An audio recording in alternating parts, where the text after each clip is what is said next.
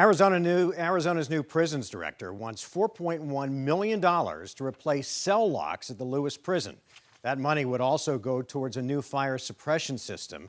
The request comes just days after a whistleblower complaint was filed, claiming that repairs at the prison were not happening and prison leaders were falsifying repair records.